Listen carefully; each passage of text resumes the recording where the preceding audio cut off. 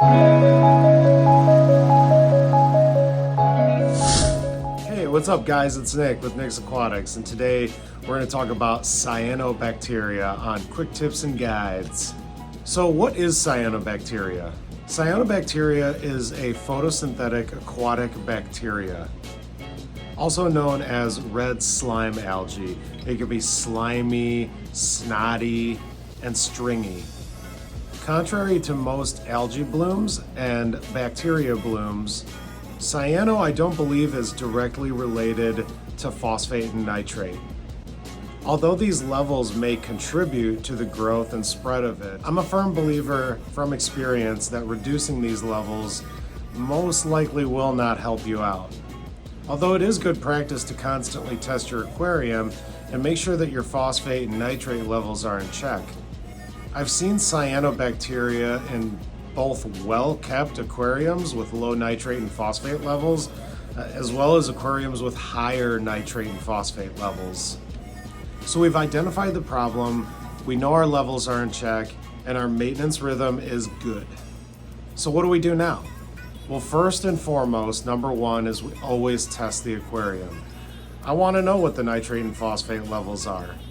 After we've tested the aquarium and our levels are either good, bad, or in between, we can base our next actions on the test results.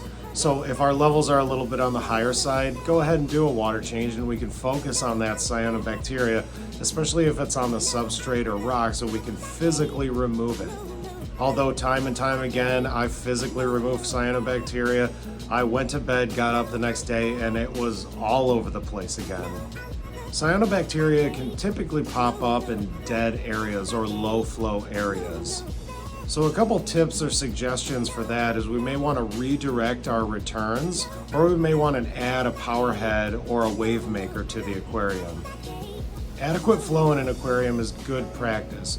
We want to turn over the display so that all that detritus, uneaten food, all that nasty stuff we don't want in the aquarium can eventually hit the filters.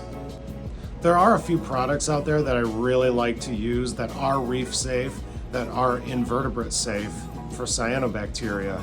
But I would like to shine the spotlight on one particular product that has done me good over the years. ChemiClean is an amazing product. I've used it many times on my aquarium and some of our customers' aquariums, and it really yields the results. Be sure to read the instructions on the back. You will need to remove carbon, and I would highly recommend either turning the skimmer off or really paying attention to it and tuning it down, as it will overflow. One quick note about ChemiClean, if you are going to go that route, is to add additional aeration to the aquarium. ChemiClean, as well as a slew of other medications, can sometimes deplete the oxygen in the aquarium. So again, it's good practice to add an aerator or an air stone to the aquarium while you're dosing the aquarium. And last but not least, it took some time for the cyanobacteria to either be introduced and spread into the aquarium. So be patient. It didn't just happen overnight. It may seem like it did, but we're definitely not going to remedy it overnight. So again, have some patience.